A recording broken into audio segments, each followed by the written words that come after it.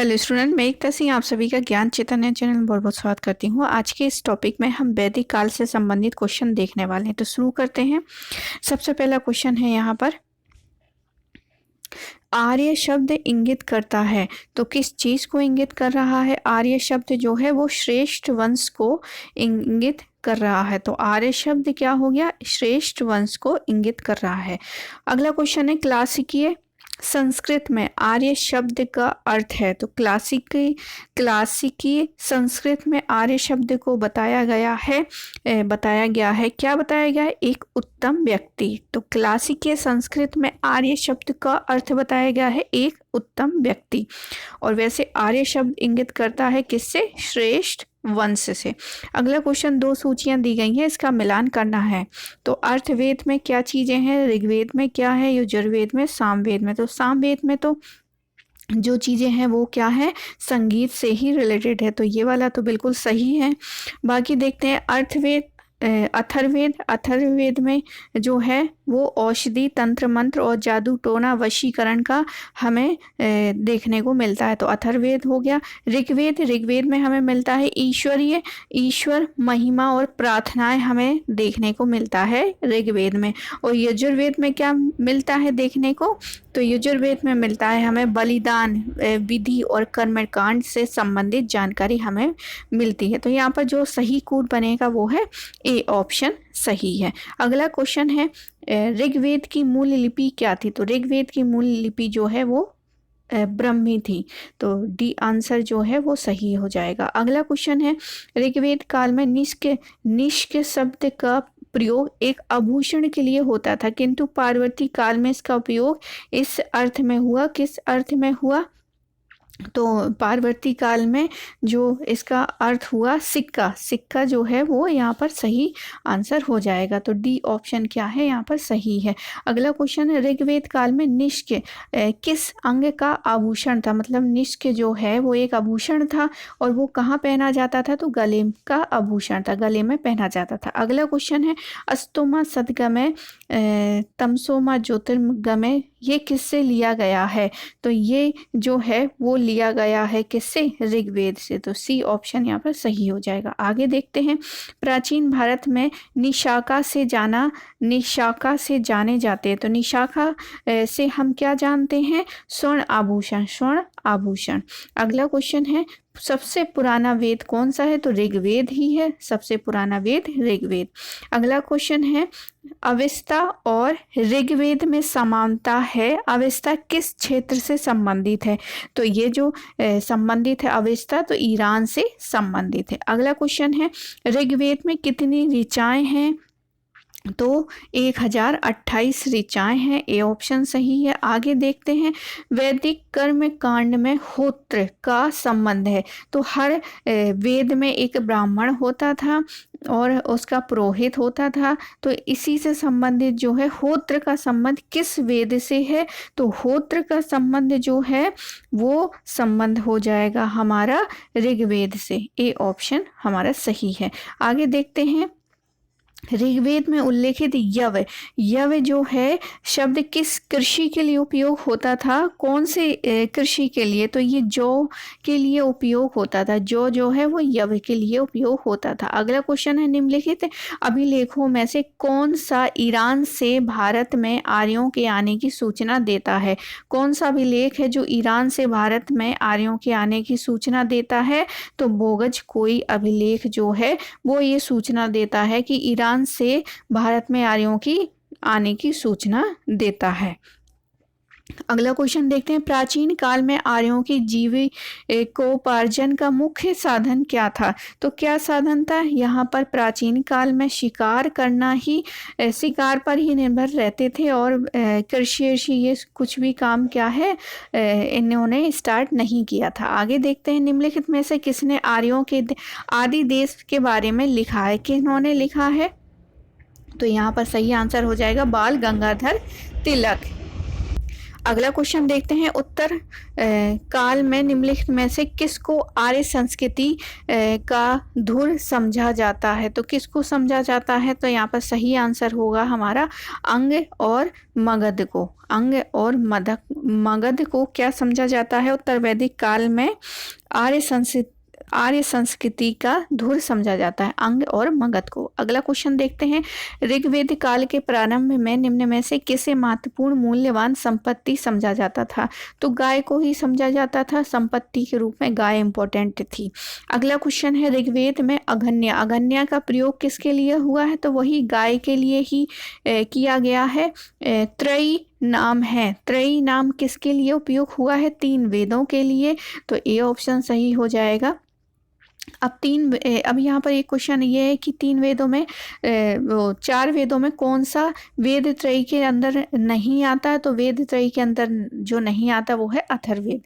अगला क्वेश्चन है, ऋग्वेद धर्म था, ऋग्वैदिक धर्म था तो बहुवेदवादी, एकेश्वरवादी, अद्वैतवादी किसका था?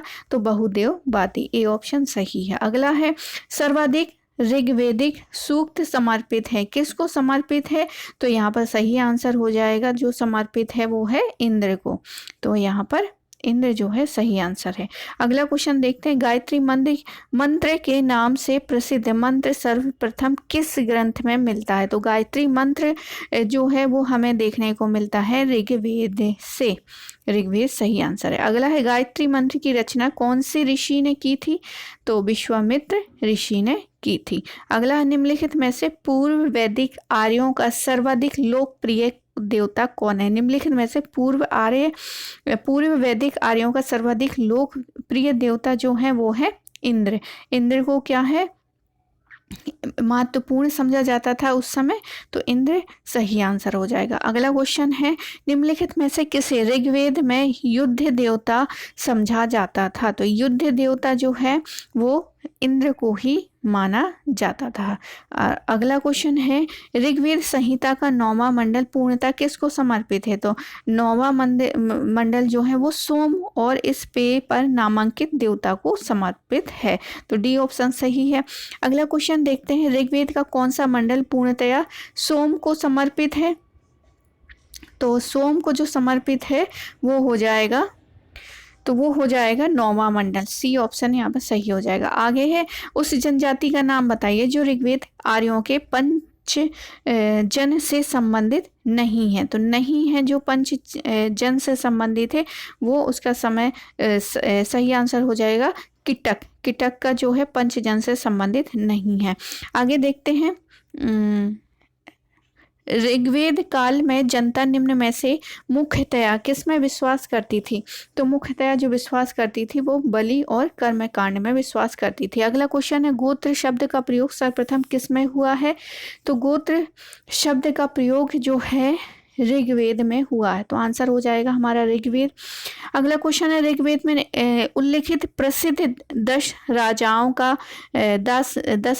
का युद्ध किस नदी के तट पर हुआ है? तो ये बहुत इंपॉर्टेंट क्वेश्चन है, तो ये हो जाएगा पुरुषुणी नदी के। पुरुषुणी नदी जो है सही आंसर है। अगला है, निम्न में से किस नदी को ऋग्वेद में मते तमा, देवी तमा एवं नदी तमा संबोधित किया गया है? तो इसका सही आंसर हो जाएगा हमारा सरस्वती। सरस्वती नदी को ही मदे तमा, माते तमा, देवी तमा और नदी तमा से संबोधित किया गया है ऋग्वेद में।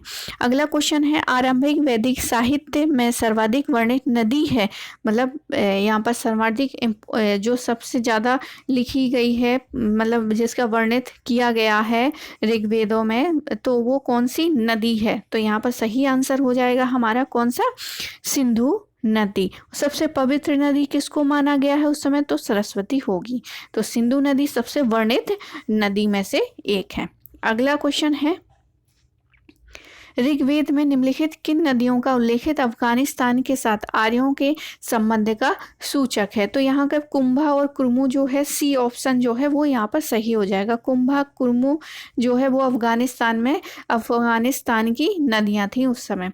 अगला क्वेश्चन देखते हैं, सूची 1 और 2 से यहाँ पर मिलान करना है, तो यहाँ पर मिलान करते हैं। कुंभा जो है वो कुंभा को बोलेंगे काबुल, काबुल में पुरुषणी नदी जो है वो हो जाएगी रावी, पुरुषणी रावी।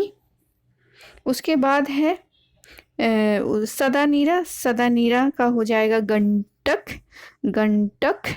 और शुतुद्री हो जाएगी यहाँ पर चिनाब। आस्कनी जो हो जाएगी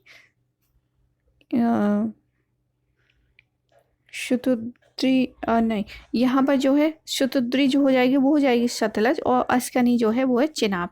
तो यहाँ पर जो सही कूट बनेगा वो हो जाएगा बी ऑप्शन। यहाँ पर क्या है, यहाँ पर बी ऑप्शन जो है वो सही हो जाएगा। तो बी ऑप्शन के हिसाब से देखें तो कुंभा का हो जाएगा काबुल, ठीक है। परुष्णी का हो जाएगा यहाँ पर रावी, सदानीरा का गंडक, और शुतुद्री का हो जाएगा सतलज, अस्कनी का हो जाएगा चिनाब। अगला क्वेश्चन देखते हैं, किस वैदिक ग्रंथ में वर्ण शब्द का सर्वप्रथम नामोल्लेखित मिलता है? तो यहाँ पर जो उल्लेख मिलता है वो हो जाएगा यहाँ पर सबसे जो है ऋग्वेद यहाँ पर सही आंसर है। यहाँ पर ही वर्ण शब्द सर्वप्रथम उल्लेख हुआ है। अगला क्वेश्चन देखते हैं, वर्ण व्यवस्था से संबंधित पुरुष सूक्त मूलतया पाया जाता है। तो ये पाया जाता है कहाँ? ऋग्वेद में पुरुष सूक्त। अगला है, धर्म तथा रीत भारत की प्राचीन वैदिक सभ्यता के एक केंद्रीय विचार को चित्रित करते हैं। इस संदर्भ में निम्नलिखित कथनों पर विचार कीजिए। तो यहाँ पर कथन दिए गए हैं और बताना है कि दोनों सही हैं और कौन सा गलत है और कौन सा सही है। तो यहाँ पर सबसे पहले धर्म व्यक्ति के व्यक्तित्व एवं स्वयं तथा दूसरों के प्रति व्यक्तिगत कर्तव्यों की संकल्पना है। दूसरा है, रीत मूलभूत नैतिक विधान था जो सृष्टि और उसमें अंतर्निहित सारे तत्वों के क्रियाकलापों को संचालित करता है। तो यहाँ पर सही आंसर हो जाएगा ए और 2 यहाँ पर सही है। आगे देखते हैं, निम्नलिखित वैदिक देवताओं में से किनका उनका पुरोहित माना जाता है? बृहस्पति को पुरोहित माना जाता है देवताओं में से। अगला क्वेश्चन है, वैदिक युग में प्रचलित लोकप्रिय शासन प्रणाली कौन सी थी? तो यहाँ पर जो लोकप्रिय शासन प्रणाली थी वो है वंश परंपरागत राजतंत्र। अगला क्वेश्चन है, यज्ञ संबंधी विधि विधानों का पता चलता है? यज्ञ संबंधी तो सामवेद से पता चलता है। सामवेद नहीं, यहाँ पर यजुर्वेद जो है वो यहाँ पर सही आंसर हो जाएगा। तो यजुर्वेद से ही पता चलता है किसका? यज्ञ संबंधी विधि विधानों का। अगला क्वेश्चन है, निम्नलिखित में से किसका संकलन ऋग्वेद पर आधारित है? तो ऋग्वेद पर ही आधारित है, वो कौन सा वेद हो जाएगा यहाँ पर? तो वो हो जाएगा सामवेद। सामवेद में बहुत सारी चीज़ें जो है ऋग्वेद से ली गई हैं। अगला क्वेश्चन है, आयुर्वेद अर्थात जीवन का विज्ञान का उल्लेख किस में मिलता है? तो अथर्ववेद में मिलता है। अगला क्वेश्चन है, निम्नलिखित में से कौन सी वह ब्रह्मवादिनी थी जिसमें कुछ वेद मंत्रों की रचना की थी?